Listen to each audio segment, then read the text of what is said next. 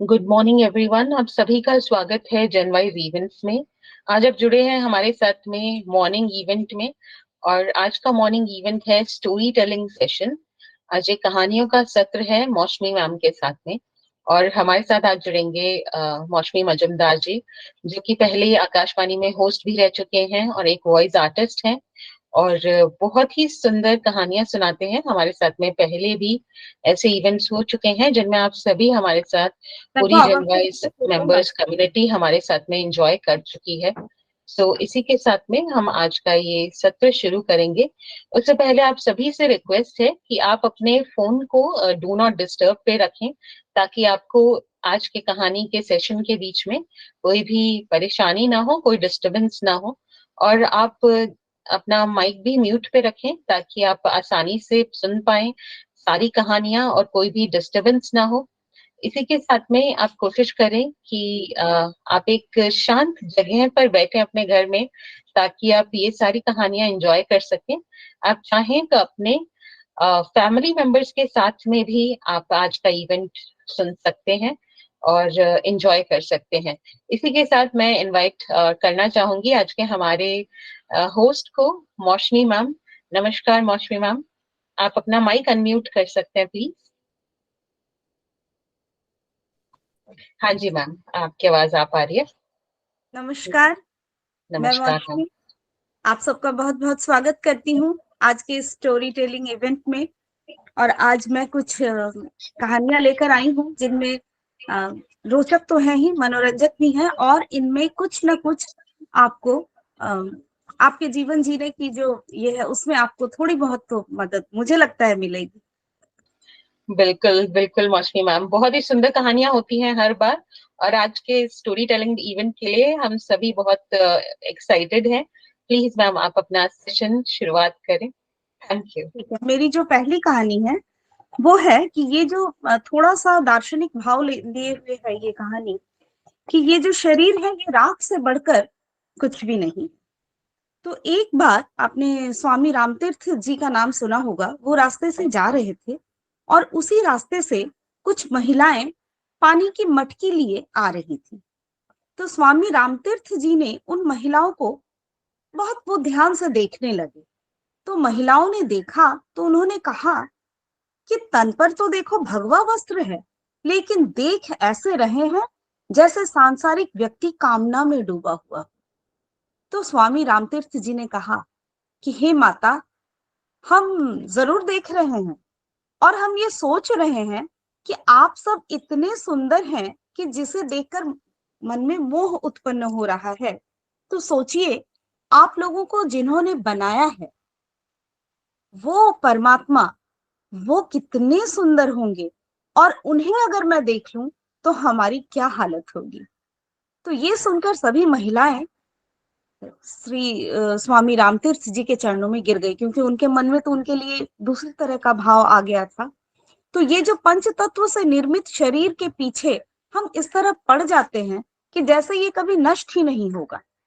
लेकिन इस पंच तत्व शरीर के भीतर जो परमात्मा है, हम उसे भूल जाते हैं। हम भूल जाते हैं कि जब तक हमारे भीतर परमात्मा है तभी तक ये बाहरी शरीर काम कर रही है। और जिस क्षण हमारे भीतर से वो परमात्मा नाम की शक्ति निकल जाएगी, फिर इस शरीर को कोई नहीं पूछेगा। ये जिसम एक राख है जो जलकर नदी में प्रवाहित हो जाएगा। आज है, कल नहीं रहेगी। और हम जिस जवानी पर इतना गुरूर करते हैं ना, वो तो एक दिन ढल ही जानी है। अभी तो भंवरे जो जिस्म के दीवाने होते हैं वो उड़ रहे होते हैं, आसपास बुढ़ापा होते ही भंवरे हमेशा के लिए उड़ जाते हैं। और इसीलिए उस परमात्मा के जुड़ाव के लिए हमें ये पंच तत्वों का शरीर मिला है। लेकिन हम इस बात को नहीं समझते हैं और हमारा जीवन व्यर्थ ही चला जाता है। तो ये छोटी सी एक दार्शनिक भाव जरूर है, लेकिन जीवन की सच्चाई है कि हम उस परमात्मा को ना भूलें जिनका वास है हमारे शरीर के अंदर। और शरीर का मोह तो हम बहुत ज्यादा करते हैं, लेकिन अगर थोड़ा सा हम उस परमात्मा का मोह कर लें तो हमें पता चलेगा कि जिंदगी कितनी सुखद है। और मेरे जीवन से जुड़ी एक बहुत, ये मेरी सुखद एक अनुभूति है, एक अनुभव है। एक बार एक ऐसा हुआ था कि गर्मियों के मौसम में मैं एक तीर्थ क्षेत्र में घूमने गई थी, और गर्मी बहुत था, तो मैंने भी सोचा कि थोड़ा सा गन्ने का रस ही पी लेती हूँ। तो वो मैं एक गन्ने के रस के दुकान पे गई। काफी भीड़ भाड़ वाला इलाका था वो, और वहीं पर छोटी छोटी फूलों की, पूजा की सामग्री की, और ऐसे ही कुछ और भी दुकानें थी, और सामने ही एक बड़ा खूबसूरत भव्य सा मंदिर था। तो इसलिए उस जगह पर हमेशा भीड़ भाड़ लगी रहती थी।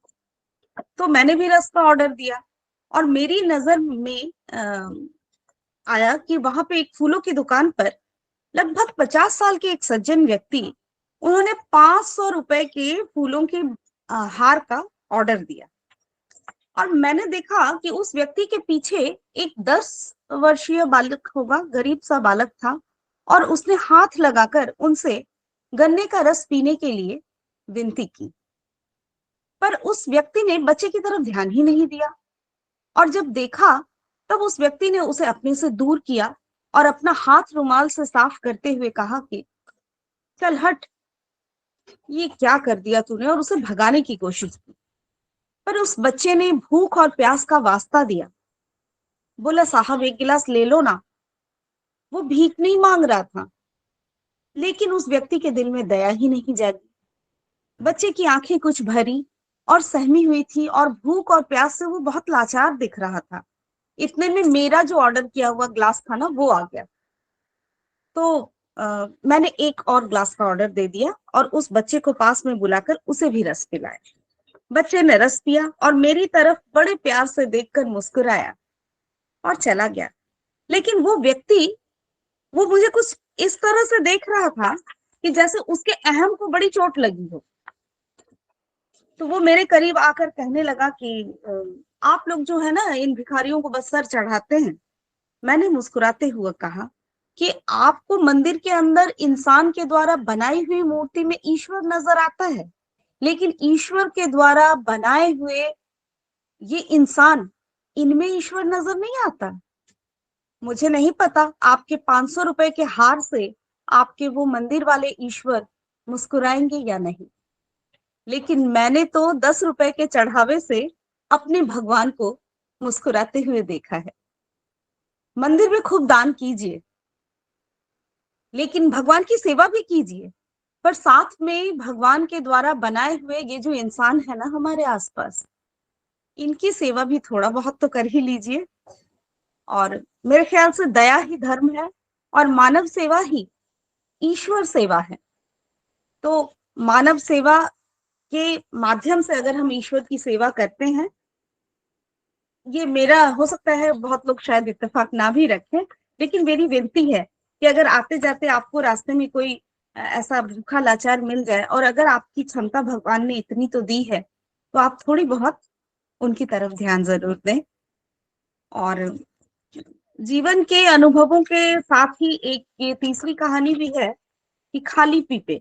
इस कहानी का शीर्षक है खाली पीपे। तो एक बहुत बड़ा सौदागर था, और वो अपनी नौका लेकर के दूर दूर देशों में करोड़ों रुपए कमाने जाता था। तो उसके मित्रों ने एक बार कहा कि तुम नौका में घूमते हो, पुराने जमाने की नौका है, तूफान आते रहते हैं, खतरे होते हैं, नावें डूब जाती हैं। तुम ऐसा करो, थोड़ा सा वक्त निकाल कर तैरना सीख लो। सौदागर ने कहा कि तैरना सीखने के लिए मेरे पास तो वक्त है नहीं, क्योंकि मैं उतने समय में तो बहुत सारे पैसे कमा लूंगा। लेकिन लोगों ने कहा कि देखो, समय की ज्यादा जरूरत नहीं पड़ेगी, यहाँ एक कुशल तैराक है जो कि सिर्फ 3 दिनों में तुम्हें तैरना सिखा देगा। लेकिन वो था कि उसे लगता था कि हजारों का कारोबार कर लेता हूँ, 3 दिन में लाखों रुपए आते हैं, कहीं कभी फुर्सत मिलेगी तो सीख लूंगा। तो उसने है ना उस बात को तवज्जो नहीं दिया।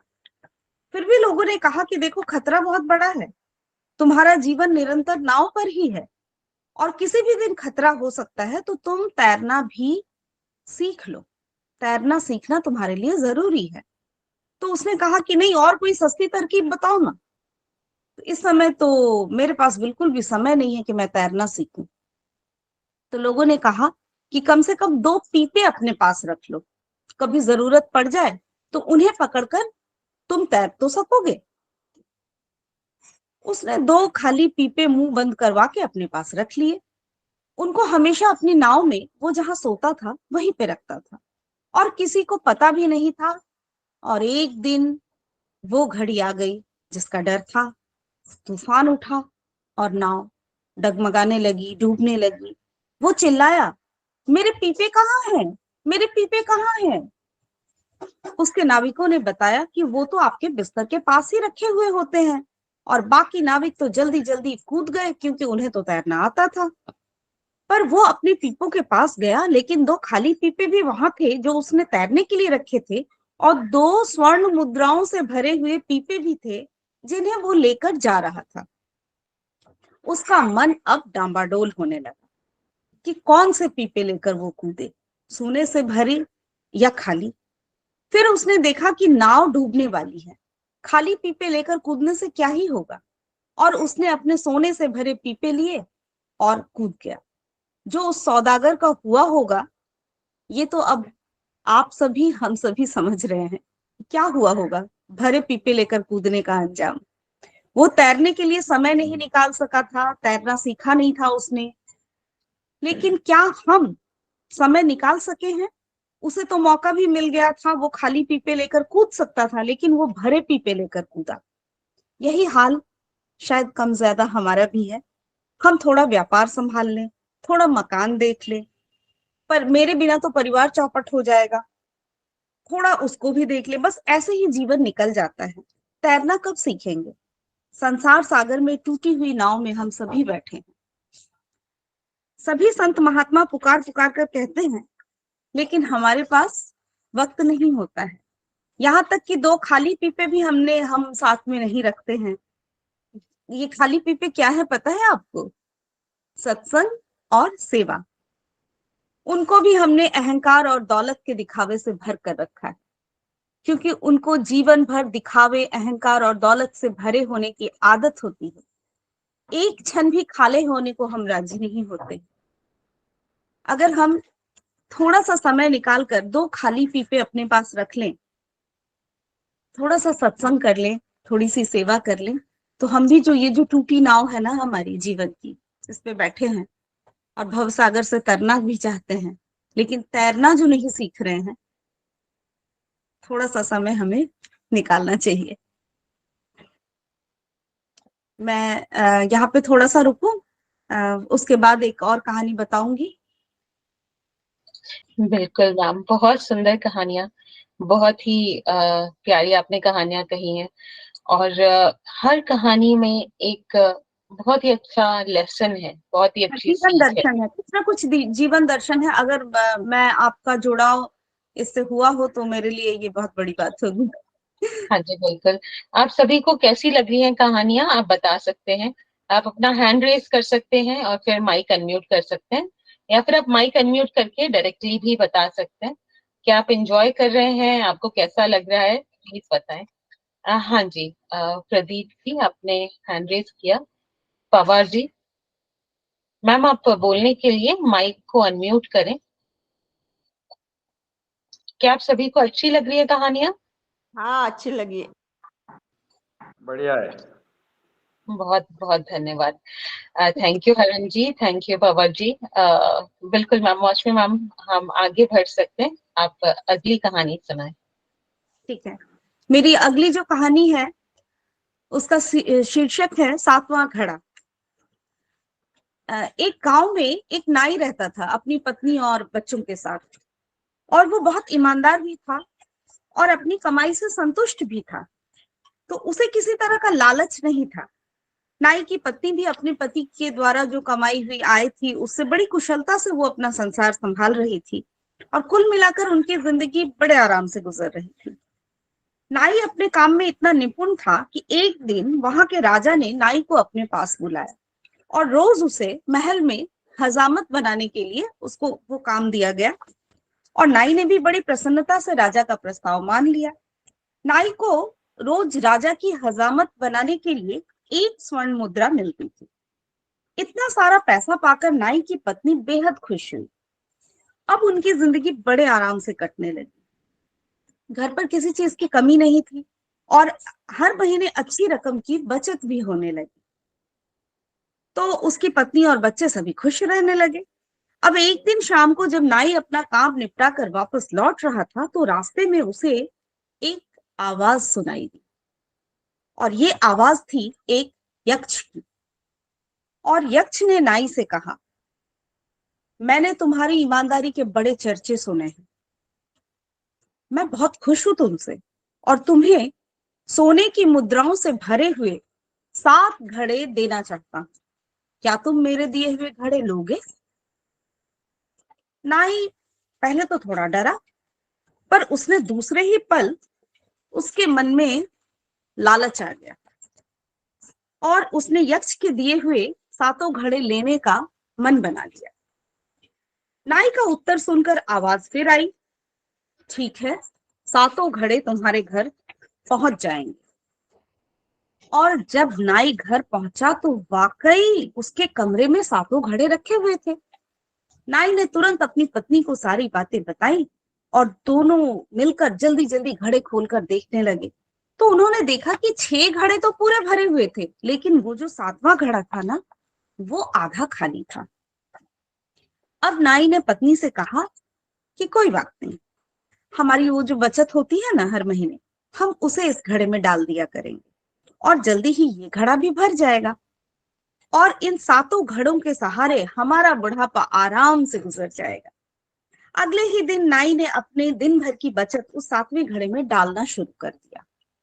पर 7वें घड़े की भूख इतनी ज्यादा थी कि वो भरती ही नहीं थी।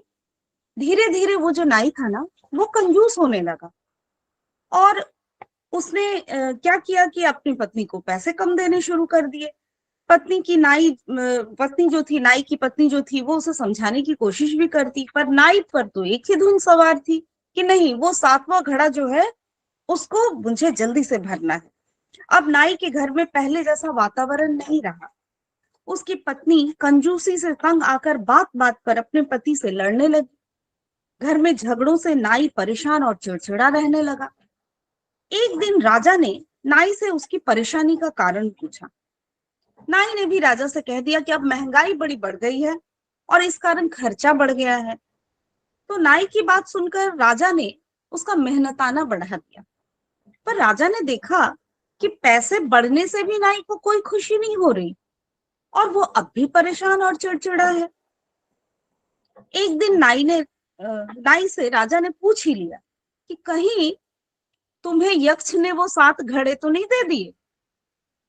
नाई ने राजा को 7वें घड़े के बारे में सच सच बता दिया, क्योंकि उसे लगा कि राजा को कैसे पता चल गया कि यक्ष ने उसको 7 घड़ा दिया है। खैर जो हो, अब तब राजा ने जब नाई से कहा कि 7 घड़े जो है वो तुम यक्ष को वापस कर दो, क्योंकि ये जो 7वां घड़ा है ना, ये साक्षात लोभ है। उसकी भूख कभी नहीं मिटती। हमारी ना जरूरतें पूरी हो जाती हैं, लेकिन हमारी आकांक्षाएं वो पूरी नहीं होती। हम हमेशा और थोड़ा ज्यादा और थोड़ा सा ये उसको पाने की लालसा में लगे रहते हैं। तो नाई को ना ये सारी बातें समझ आई और उस दिन उसने घर लौटकर 7 घड़े जो है वो यक्ष को वापस कर दिया। और घड़ों के वापस जाते ही नाई के जीवन में फिर से खुशियां लौटकर आ गई। तो हमें भी शायद जिंदगी में कुछ ऐसा ही करना है कि लोभ या लालच का घड़ा कभी नहीं भरता, क्योंकि लोभ ही सब पापों का बाप है। तो जितने भी पाप हैं सब लोभ के वश में ही होते हैं। इसलिए हमें विचार करना चाहिए कि हमें जो भी मिला है अपने कर्मों के अनुसार ही मिला है, और अच्छे या बुरे जो भी संजोग मिलते हैं ना, वो भी हमारी करनी का ही फल है। तो हमें उसी में खुश रहना चाहिए, वरना लालच का जो 7वां घड़ा है ना, उसका तो कहीं अंत है ही नहीं। तो हम और जोड़ना और बचाना, उससे अच्छा है कि हम आज वर्तमान में जिए और अपनी जिंदगी को हंसी खुशी जीने की कोशिश करें। और एक और मेरी कहानी अगली वाली है जिसका शीर्षक है नेकी करके दरिया में डाल। क्योंकि अक्सर लोग है ना, नाम की कामना में नेकी करते हैं कि मंदिर में अपना नाम खुदवा दिया कि मैंने इतना दान किया है तो लोग आकर पढ़ेंगे उससे बड़े हमारे अहम को बड़ी तुष्टि मिलती है। लेकिन एक्चुअल में क्या है कि हम अगर सचमुच कुछ अच्छा काम करना ही चाहते हैं तो वो ऐसा होना चाहिए ना कि एक हाथ से अगर आपका हो रहा है वो अच्छा काम, तो दूसरे हाथ को भी पता ना हो। तो इसी बात को दर्शाती हुई ये कहानी है कि एक नगर में एक बहुत बड़े सेठ का देहांत हो गया। तो उसका जो बेटा था वो सोचने लगा कि अब कौन आएगा मेरे पिताजी के अंतिम संस्कार में, क्योंकि जीवन भर तो इन्होंने कोई पुण्य कोई दान धर्म किया नहीं, बस पैसे के पीछे भागते रहे। तो सब लोग कहते हैं कि ये कंजूसों के भी कंजूस थे, फिर कौन इनकी अंतिम यात्रा में शामिल होगा। खैर जैसे तैसे करके रिश्तेदार कुछ मित्र अंतिम संस्कार में शामिल हुए, पर वहां भी वही बात, सब एक दूसरे से कहने लगे कि ये तो बड़ा ही कंजूस आदमी था, कभी किसी की दान नहीं की, मदद नहीं की, हर वक्त बस पैसा पैसा, यहाँ तक कि घर वालों रिश्तेदारों तक को भी एक एक पैसे का हिसाब लेता था। कभी कॉलोनी के किसी भी कार्यक्रम में भी उसने पैसों से योगदान नहीं किया और ताने मारता रहता था कि खुद से कर लिया करो। तो इन्हें कोई पसंद नहीं करता था, एक नंबर के कंजूस थे। अब कौन आएगा इनके अंतिम संस्कार में, अब शमशान ले जाने की तैयारी करो। तो बेटे ने भी हामी भर दी, सब लोग तैयार हुए उनका शरीर उठाने के लिए। तो तभी सबकी नजर पड़ी कि सामने से ना एक भारी भारी भीड़ आ रही, कोई अंधा है कोई लंगड़ा, हजारों की संख्या में महिलाएं बुजुर्ग बच्चे सामने से नजर आने लगे और उस कंजूस सेठ के शरीर के पास आकर फूट फूट कर रोने लगे कि ये कहकर के मालिक अब हमारा क्या होगा, आप ही तो हमारे माई बाप थे, कैसे होगा अब। सारे बच्चों ने उस कंजूस सेठ का पैर पकड़ लिया और बिलक बिलक कर रोने लगे। सेठ के बेटे से रहा नहीं गया, तो उसने पूछ ही लिया कि कौन है आप और आप लोग इस तरह से रो क्यों रहे हैं। तो पास ही खड़े कंजूस सेठ के मुनीम ने कहा, लो देखो बेटा, ये है तुम्हारे पिता की कमाई, कंजूसियत ये लोग देख रहे हैं, ये आप लोग देख रहे हैं, जो लोग उनको कंजूस कह रहे थे वो सब आश्चर्य होकर देखने लगे कि ये क्या, कोई अंधा है कोई अपाहिज है, लड़कियां हैं महिलाएं हैं बच्चे। हाँ बेटा, तुम्हारे पिता ने ये सब कमाया है सारी उम्र। तुम जिसे कंजूस कहते हो, ये रिश्तेदार पड़ोसी मित्र जिसे महाकंजूस कहते हैं, ये झुग्गी झोपड़ी वालों से पूछो, ये बताएंगे कि वे कितने दानी थे। उन्होंने कितने ही वृद्धाश्रम, कितने स्कूल, कितनी लड़कियों की शादी, कितनों को भोजन, कितनों को नया जीवन आपके इस कंजूस बाप ने ही दिया है। तो ये वो भीड़ है जो दिल से आई है, आपके रिश्तेदार पड़ोसी जैसे नहीं है कि जो सिर्फ रस्म पूरी करने के लिए आए हैं। फिर उसके बेटे ने पूछा कि पिताजी ने मुझे ये सब बताया क्यों नहीं, क्यों हमें एक एक पैसे के लिए तरसाते रहे, क्यों कॉलोनी के एक भी कार्यक्रम में उन्होंने मदद नहीं की। तब मुनीम जी ने कहा कि पिताजी तुम्हारे जो थे वो चाहते थे कि तुम पैसों की कीमत समझो, अपनी खुद की कमाई से सारा बोझ उठाओ। सभी लोगों को ये लगा कि हाँ, ये पैसा कहाँ खर्च होना चाहिए, क्यों। तो फिर मुनीम ने कहा कि ये कॉलोनी वाले, ये मित्र, ये रिश्तेदार कभी स्विमिंग पूल तो कभी शराब और इस सब मनोरंजक बातों के लिए पैसे मांगने आते थे, कभी अपना नाम ऊंचा करने के लिए, कभी किसी मंदिर में अपना नाम लिखवाने के लिए चंदा मांगने आते थे लोग उनके पास। लेकिन कभी इन लोगों ने सोचा कि गरीब बच्चों की पढ़ाई, किसी मजबूर लड़की की शादी, अंधे की आंख, अपाहिजों की साइकिल, किसी गरीब की छत, इसके लिए कभी किसी ने उनसे कुछ नहीं मांगा। ये तो आए बस खुद को ऊंचा दिखाने के लिए, मौज मस्ती में पैसे उड़ाने के लिए। तो आज ये जो भीड़ है ना, वो दिल से रो रही है, क्योंकि उन्होंने वो इंसान खोया है जो कई बार खुद भूखे रहकर इन गरीबों को खाना खिलाता था। तो हिम्मत से ही सफलता मिलती है। न जाने कितनी सारी बेटियों की शादी करवाई इन्होंने, कितने बच्चों का भविष्य बनाया, पर हाँ, तुम्हारे कॉलोनी वालों के लिए इन्होंने कभी फालतू फरमाइश में साथ नहीं दिया। अगर तुम समझते हो कि तुम्हारे पिता कंजूस थे, तो हाँ, ये सच है। उन्होंने कभी किसी गरीब को छोटा महसूस नहीं होने दिया, उनकी इज्जत रखी। अब ये अगर उनकी कंजूसियत है तो है, आज ये जो हजारों आंखें रो रही हैं, इन चंद लोगों से तुम समझ रहे हो तुम्हारे पिता कंजूस है तो तुम अभागे हो। बेटे ने तुरंत अपने पिता के पैर पकड़ लिए और पहली बार दिल से रोकर कहने लगा कि बाबूजी, आप सच में बहुत कंजूस थे। आपने अपने सारी नेकी के काम भी हमारे साथ नहीं बांटे, तो सचमुच आप तो बहुत कंजूस थे। तो किसी महान आदमी ने कहा है कि नेकी कर और दरिया में डाल। नेक काम ऐसा होना चाहिए कि एक हाथ करे तो दूसरे को पता भी ना चले। बहुत सुंदर कहानी मौशमी मैम। शब्द नहीं है मेरे पास में। मैं हमारे जनवाइज मेंबर्स से पूछना चाहूंगी कि उनको कैसा लग रहा है। भारत सर, आपने हैंड रेज किया है, प्लीज सर बताएं आप क्या कहना चाह रहे हैं। काफी प्रेरणादायक है और बहुत ही सरल भाव है आपका कहने का और समझाने का। बिल्कुल बिल्कुल सर, बहुत सही शब्द। और एक हाँ जी, छोटी सी बात और कहना चाहता था। हाँ जी, अभी कह रहे थे ना पैसे के पीछे वो जो बात आ रही थी, तो हम लोग क्या करते हैं कि धन, पूरी जिंदगी धन धन करते रहते हैं, पैसा पैसा, और काफी धन इकट्ठा भी कर लेते हैं। कोई के पास में अपनी सामर्थ्य के अनुसार करोड़ों लाखों इकट्ठे करे, धन धन करते, लेकिन लास्ट में होता क्या है? निधन। हाँ, जरूरतें कितना पूरी भी हो नहीं जाने खर्चा के लिए करो, बाकी लास्ट में होता सब। है निधन। बिना धन के निधन हो गए। जी जी बिल्कुल, जी बिल्कुल। बिल्कुल भारत सर, बहुत सही शब्दों में आपने अपने विचार व्यक्त किए। बहुत बहुत धन्यवाद भारत सर। विद्याधर जी, आपने अपना हाथ रेज किया हुआ है, प्लीज सर आप अनम्यूट करें अपने आप को और बताएं आप क्या कहना चाह रहे हैं।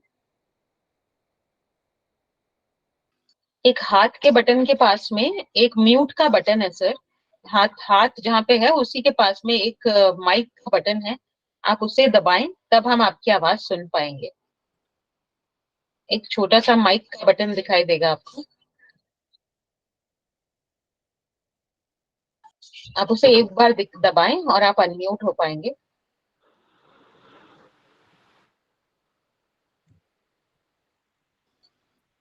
नहीं विद्याधर सर, अभी आपकी आवाज नहीं सुनाई दे रही है, तो तब तक के लिए आप एक बार कोशिश करें। तब तक पमर जी आप बताएं प्लीज, आप क्या कहना चाह रहे हैं मैम।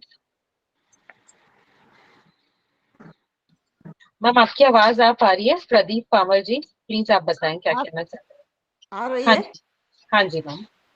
हाँ, अच्छा लगा सुनते ही मेरे तो आंखों में पानी आ गया। कहानी भी अच्छी है। बिल्कुल और मैम, सच्ची बिल्कुल। ये ऐसा करना भी चाहिए सबको, अच्छे काम। बिल्कुल मैम, बिल्कुल। बहुत बहुत धन्यवाद पवन जी आपका। आप बहुत सही शब्द, और आपको इतना अच्छा सुंदर महसूस हुआ कि आपकी आंखों से आंसू तक आ गए। ये सुन के बहुत बहुत डिफरेंट लग रहा है। यूं लग रहा है कि आप सभी हमारे साथ में बहुत एक्टिवली जुड़े हुए हैं, और आप सभी, हम सभी मनुष्य आपस में चाहे कितने भी दूर हों, लेकिन जो इमोशंस हैं, भावनाएं हैं, वो एक ही निकल कर आती हैं। फील मैम आपने हैंड रेज किया है, प्लीज बताएं मैम आप क्या कहना चाह रहे हैं। बहुत ही अच्छी कहानियां थी। हाँ जी, बहुत अच्छा लगा सुबह सुबह सुन करके। मैम एक बात पूछना चाह रही थी, आज मेडिटेशन का वो सेशन नहीं था? नहीं मैम, आज मेडिटेशन की जगह आज मैंने सोचा मेरा नहीं खुल रहा है। नहीं मैम, आज कहानी का सेशन था। ओके। और हाँ जी, विद्याधर सर अभी आपने अनम्यूट किया था, आप क्या कहना चाहेंगे? आप वापस अनम्यूट कर, हाँ जी, हाँ जी बताएं हाँ सर। जी मैम, बहुत अच्छा लगा कहानी सुन के। बहुत अच्छी ज्ञानवर्धक कहानी कही, और ऐसी कहानी हमारे परिवार और समाज में होनी चाहिए। और मैं तो चाहता हूँ कि हमारे परिवार हमारे बच्चों को भी सुनानी चाहिए, ताकि उनको बहुत अच्छा लगे। बहुत बिल्कुल बहुत सर, धन्यवाद जी, बहुत बिल्कुल। अच्छा बहुत लगा। बहुत थैंक यू विद्याधर जी, बहुत बहुत धन्यवाद आपका। इतने सुंदर शब्द, इतना सुंदर फीडबैक आपने हमारे साथ शेयर किया। मैम मौशवी मैम, अभी कुछ कहानियां और बाकी हैं? हाँ हाँ है। हाँ जी बिल्कुल मैम, आप अपनी कहानियां एक बार तो हमारे साथ और शेयर करें। और वो फिर जो गन्ने के रस वाली कहानी थी ना, बच्चे को पिलाने वाली, वो मैंने अपने हिसाब से थोड़ा बहुत कोशिश किया है कि जब मैं बाहर होती हूँ, अगर मुझे कोई वैसा बच्चा मिल जाता है या कोई भी बूढ़ी अम्मा मिल जाती है, तो मुझे लगता है कि मैं और तो कुछ नहीं, लेकिन जो भी मैं अगर बाहर जाकर खा पी रही हूँ तो अगर उनके साथ थोड़ा बहुत शेयर कर सकूं। उन्होंने कहा ना उनके आंख में आंसू आ गए, तो सच में ऐसा होता है। तो बिल्कुल एक बात और है, एक ये मैं कहानी जो बताने जा रही हूँ कि जैसे सीसीटीवी के एरिया में लिखा हुआ रहता है ना कि यू आर अंडर सर्विलेंस, इसी तरह बिल्कुल, आप कैमरे की नजर। हाँ हम जी हमेशा ईश्वर की नजर में हैं। ये जो कहानी है, इसका शीर्षक है, ये कहानी क्या है, ये एक एहसास है, एक अनुभव है। ये हम हर कोई इस अनुभव से जुड़ सकता है। एक दिन सुबह सुबह दरवाजे की घंटी बजी। मैं उठकर आई, दरवाजा खोला तो देखा एक आकर्षक कद काठी का व्यक्ति चेहरे पे प्यारी सी मुस्कान लिए खड़ा है। मैंने कहा जी कहिए। तो बोले अच्छा जी, आज जी कहिए। रोज तो एक ही गुहार लगाते थे कि प्रभु सुनिए प्रभु सुनिए, आज जी कहिए। वाह। तो मैंने आंखें मसलते हुए कहा कि माफ कीजिए भाई साहब, पर मैंने तो आपको पहचाना नहीं। तो कहने लगे भाई साहब नहीं, मैं वही हूं जिसने तुम सबको साहब बनाया है। अरे ईश्वर हूँ ईश्वर।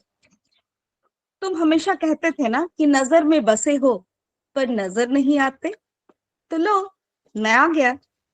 अब आज मैं पूरे दिन तुम्हारे साथ ही रहूंगा। मैंने चिढ़ते हुए कहा कि क्या मजाक है। अरे मजाक नहीं, सच है। मैं तुम्हें ही नजर आऊंगा और तुम्हारे सिवा मुझे कोई देख या सुन नहीं पाएगा।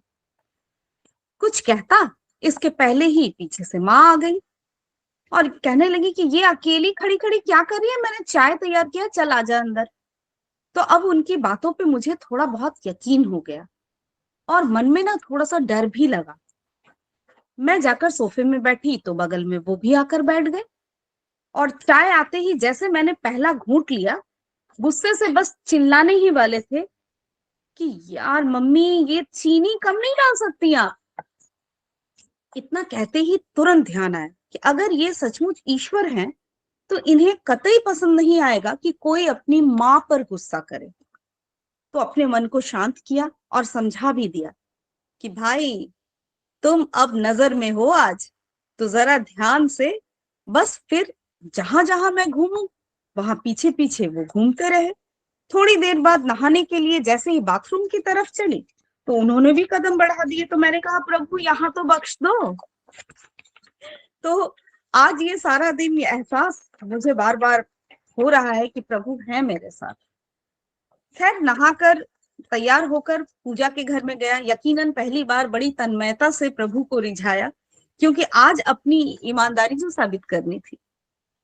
तो फिर ऑफिस के लिए घर से निकली, अपनी कार में बैठी तो देखा बगल वाली सीट पे महाशय पहले से ही बैठे हैं। फिर सफर शुरू हुआ और तभी एक फोन आया और फोन उठाने वाले का ध्यान आते ही मैंने सोचा कि आज तो मैं नजर में हूं तो मुझे तो संभल के बात करनी है। तो कार को साइड में रोका और मैं अभी बात करने ही वाली थी कि इस काम के तो थोड़े से ऊपर के पैसे लगेंगे, पर ये गलत था, पाप था और प्रभु के सामने ऐसी बात कैसे कही जाए। तो एकाएक मुंह से निकल गया, नहीं नहीं बस ठीक है, आप आ जाइए, आपका काम हो जाएगा। तो फिर उस दिन ऑफिस में न स्टाफ पे गुस्सा किया, न किसी कर्मचारी से बहस की। और वो जो 150 गालियां रोज अनावश्यक रूप से मुंह से निकल जाती है, उस दिन सारी गालियां भी कोई बात नहीं, इट्स ओके, इन सब के साथ तब्दील हो गई। तो वो पहला दिन था जब क्रोध, घमंड, किसी की बुराई, लालच, अपशब्द, बेईमानी, झूठ, ये सब मेरी दिनचर्या का हिस्सा नहीं बने। और शाम को ऑफिस से निकलकर जैसे ही कार में बैठी तो बगल में ईश्वर को बोल ही दिया कि प्रभु सीट बेल्ट लगा लो, अब कुछ नियम तो आप भी मान लो। उनके चेहरे पर संतोष भरी मुस्कान थी। घर पर रात्रि भोजन पर जब परोसा गया तब शायद पहली बार मेरी मुख से निकला, हे प्रभु, पहले आप लीजिए। उन्होंने भी मुस्कुराते हुए निवाला मुंह में रखा और भोजन के बाद माँ बोली, हाय, आज तो पहली बार खाने में कोई कमी नहीं निकाली। क्या बात है, आज क्या हो गया? क्या सूरज पश्चिम से निकला है आज? तो मैंने माँ से कहा, नहीं माँ, आज सूर्योदय मन में हुआ है।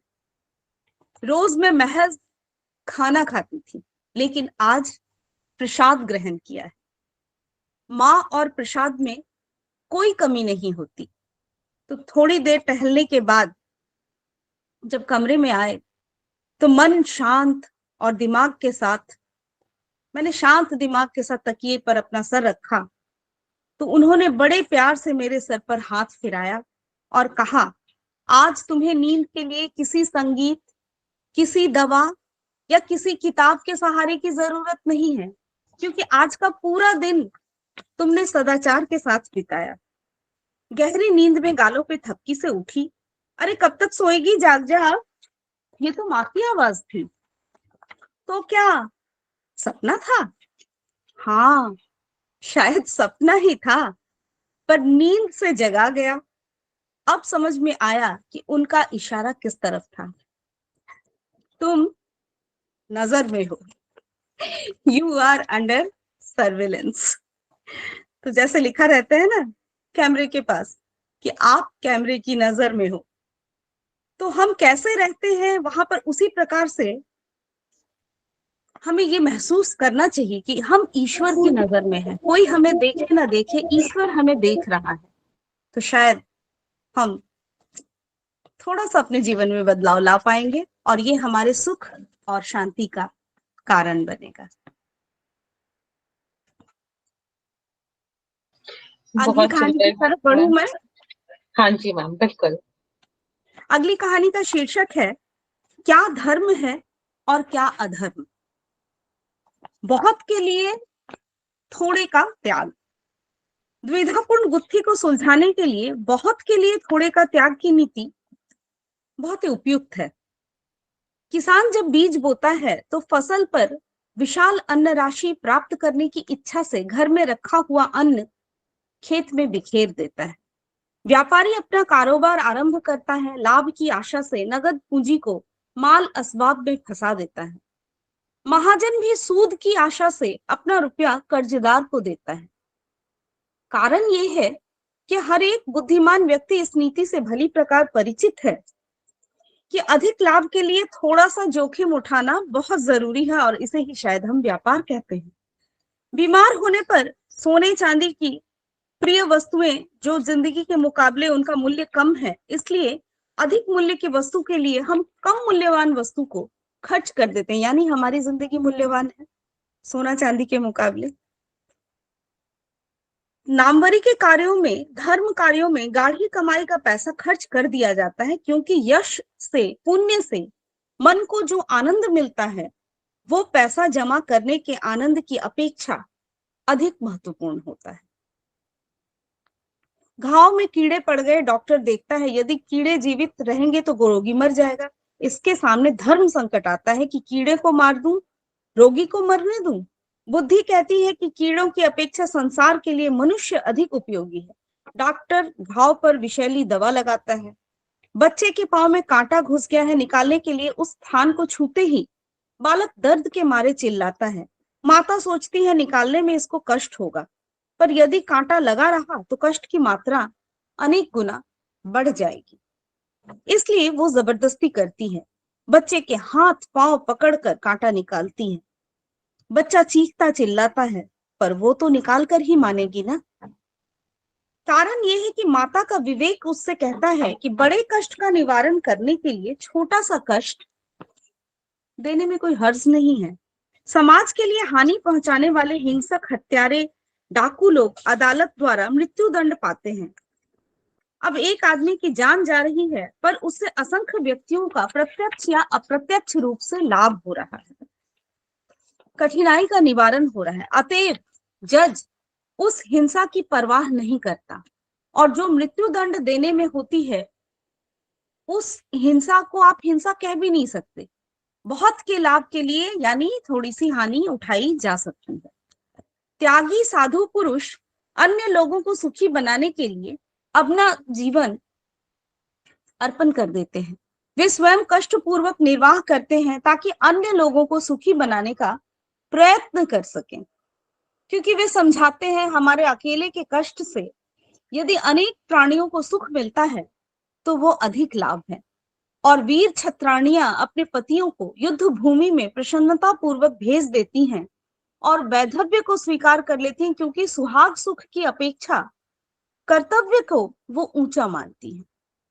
सती साध्वी महिलाएं सतीत्व की रक्षा के लिए प्राणों पर खेल जाती हैं। उनका विश्वास होता है कि शरीर की अपेक्षा सतीत्व का महत्व अधिक है। श्रेष्ठ पुरुष अपमान की जिंदगी से आबरू की मौत पसंद करते हैं, क्योंकि वो जिंदगी से आबरू को बड़ा मानते हैं। दार्शनिक ईगल ने अपने ग्रंथों में धर्म की व्याख्या करते हुए अधिक लोगों के अधिक लाभ को प्रधानता दी है। तो जिस काम करने से समाज की सुख शांति में वृद्धि होती है, उसके लिए अगर थोड़े से लोगों को थोड़ा बहुत कष्ट दिया गया या सहना पड़ा तो ऐसा करना धर्मोचित है। करोड़ों गरीबों को भोजन देने के लिए यदि पूंजीवादी व्यवस्था को बदलनी पड़े और उससे थोड़े पूंजीपतियों को थोड़ा बहुत कुछ नुकसान हो तो वो सहन करना ही पड़ेगा। और पशुवध बंद होने से कसाई के कुत्तों को भूखा रहना पड़े तो उसे भी बर्दाश्त करना पड़ेगा। बड़े कष्ट को निवारण करने के लिए छोटा छोटा ये जो कष्ट है वो अगर सहना पड़े या देना पड़े तो एक सीमा तक वो क्षम्य है, क्षमा के योग्य है। एक मनुष्य भूखा मर रहा हो तो दूसरा आवश्यकता से अधिक भोजन लादे फिरता हो तो भूखे की प्राण रक्षा के लिए अगर दूसरे से थोड़ा सा अन्न बलपूर्वक भी छीन कर लिया जाए तो वो अधर्म नहीं है। आशा है आप लोगों को ये बातें आप भी इत्तेफाक रख रहे होंगे मेरे विचारों को। और ये कहानियां मैंने संकलित की। समाज में ऐसा हो रहा है, ऐसी अवधारणाएं चल रही हैं कि कहीं किसी के पास कुछ नहीं है और किसी के पास जरूरत से बहुत ज्यादा है। तो अगर आपके भी आसपास, हम charity begins from the home, हम अपने परिवार, अपने समाज वहीं से शुरुआत कर सकते हैं। अगर आपके आसपास भी ये अन्याय, ये असंतुलन है तो आप अपनी छोटी छोटी कोशिशों से ये कर सकते हैं कि अगर बहुत बड़े समुदाय का कुछ भला हो रहा हो तो उसके लिए छोटा जो व्यक्ति है या समुदाय है अगर वो लाभान्वित हो रहा है तो उसके विरोधिता हम कर सकते हैं, वो धर्म के अनुकूल है। नमस्कार। बहुत बहुत सुंदर कहानियां और बहुत ही सुंदर विचार मौशमी मैम। आप सभी, मेरे पास शब्द नहीं है क्योंकि इतनी सुंदर कहानियां और हर कहानी का अर्थ, हर कहानी में इतना अपने भावना के साथ में सुनाया है, हमारे साथ में शेयर किया है। बहुत बहुत धन्यवाद आप सभी को। आज हमारे जनवाइज मेंबर्स, आप सभी को मैं इनवाइट करना चाहूंगी। स्नेहलता मैम, आपने हैंड रेज किया हुआ है, मैम प्लीज बताएं अपना फीडबैक, आप क्या कहना चाह रहे हैं मैम, प्लीज आप हमारे साथ शेयर करें। हेलो, हाँ गुड जी मैम। Morning ma'am. मैं ये कहना चाह रही थी, मैंने थोड़ा आज लेट ज्वाइन करा था तो मैं पहली कहानी सुनने से वंचित रह गई मौसमी जी की, और अब जो उन्होंने सुनाई है बहुत अच्छी है, मतलब बहुत हितकर है सब लोगों के लिए। और धर्म अधर्म की जो व्याख्या उन्होंने करी है वो तो बहुत ही सुंदर रूप से करी है। और मैं आपसे सुन, क्या ये आप जो हैं ये आप बाद में सुनवा सकती हैं कहानियां, या मतलब आप लोग इनको टेप करते हैं, क्या करते हैं? बिल्कुल मैम, बिल्कुल आपको पास्ट इवेंट्स में, हिस्ट्री में मौसमी मैम का सेशन मिलेगा, आप वहाँ पे देख पाएंगे, पूरा वापस से सुन अच्छा, पाएंगे। हाँ जी, ओके, थैंक यू मैम, बस मुझे इतना ही कहना था आपसे। बहुत बहुत धन्यवाद स्नेहलता मैम। आप सभी से रिक्वेस्ट है कि आप अपना फीडबैक, आपको आज का सेशन कैसा लगा। मौसमी मैम ने करीबन 45 मिनट आपको बहुत ही सुंदर अलग अलग कहानियां सुनाई हैं। आप सभी का कैसा एक्सपीरियंस रहा, आप अपना माइक अनम्यूट करें और हमारे साथ शेयर करें अपना एक्सपीरियंस। हाँ जी, मैम को बहुत बहुत धन्यवाद। आगे सुनते हैं कि ऐसे सुनाती रहेंगी कहानी और हम लाभान्वित होते रहेंगे। आपका बहुत बहुत आभार। Thank you so much ma'am. और आप सभी हमारे साथ में हैं, आपको आज का सेशन कैसा लगा? आप कहना बहुत चाहते अच्छा हैं? लगा। Thank you so much ma'am, thank you so much. इसी के साथ में हम आज का सेशन ही समाप्त करेंगे। आज दोपहर 3 बजे तमोला बिंगो का सेशन है। प्ले एंड विन इवेंट होता है, इसको आप आसानी से ज्वाइन कर सकते हैं रजिस्टर करके, और आसानी से आप इसे रजिस्टर करें और ज्वाइन करें। इसी के साथ में हम आपसे विदा लेंगे। आज के सेशन यही समाप्त होता है। आप सभी अपना ध्यान धन्यवाद मैम। एंड हैव शील जी, हैव अ आपने गुड डे। हैंड रेज किया है, प्लीज आप कुछ कहना चाह रहे हैं, बताएं मैम। मैम टिकट किधर मिलेगी? हाँ जी मैम। Ticket, tambola ticket. हाँ जी मैम, वो आपको गेम से पहले आपको अपने जनवाइज एप्लीकेशन पे दिखाई दे जाएगी। आप उसको जब वो दिखाई दे, आप घंटे भर पहले चेक करें, 2 बजे के आसपास आपको टिकट मिल जाएगी। तब आप उसे अपने पास में ड्रॉ करके रख लें, सभी टिकट नंबर्स और गेम नंबर्स के साथ में। ओके ओके, हाँ जी, thank you. Most welcome ma'am. Bharat sir, आप कुछ कहना चाह रहे हैं, प्लीज बताएं। ये पूछ रहा था, कल मेडिटेशन नहीं होगा ना सर? संडे कल तो। बिल्कुल सर, कल मेडिटेशन नहीं है। आप रिकॉर्डिंग्स में से ममता मैम का योगा फिटनेस वाला सेशन या मेडिटेशन का हाँ कोई भी रिकॉर्डिंग ऑन करके आप हाँ, अपना। आज ही वही किया सर। हाँ जी, हाँ जी, बिल्कुल, बहुत बहुत धन्यवाद सर। इसी के साथ ठीक। में हम आज का सत्र यही समाप्त करेंगे। Mousumi ma'am, very much thanks to you again. आपने बहुत ही सुंदर आज का सत्र लिया और बहुत प्यारी कहानियां पूरी हमारी जनवाइज कम्युनिटी समुदाय के साथ में शेयर की। बहुत बहुत धन्यवाद मौसमी मैम। आपसे हमारी फिर से मुलाकात होगी। हर महीने आप 1 से 2 बार हमारे साथ में आते हैं। इस महीने के अंत में एक बार फिर से स्टोरी टेलिंग सेशन होगा और आपको अपने जनवाइज एप्लीकेशन पे मौसमी मैम का इवेंट फिर से दिखाई दे जाएगा। तब आप जरूर रजिस्टर करें और अगली बार अपने फ्रेंड्स, फैमिली, बच्चे सभी को बुलाएं। सेशन बहुत ही इंजॉयबल होता है, जैसा कि आज आपने एक्सपीरियंस किया। आप सभी अपना ध्यान रखें। मिलते हैं आज दोपहर 3 बजे तमोला इवेंट में। धन्यवाद। Have a very nice day and take care. 1 minute madam, 1 minute. हाँ जी, हेलो। भारत सर। हाँ, एक लाइन याद आ गई, वो थोड़ा सा शेयर करना चाहना अभी भी। ये देख, सुना भी था पहले। पर हित सरिस धर्म नहीं भाई, पर पीड़ा सम नहीं अदमाई। हाँ जी सर, मीनिंग बताना चाहेंगे आप इसका? पर हित सरिस धर्म नहीं भाई, दूसरों का हित करने के बराबर सबसे बड़ा धर्म यही है। हाँ।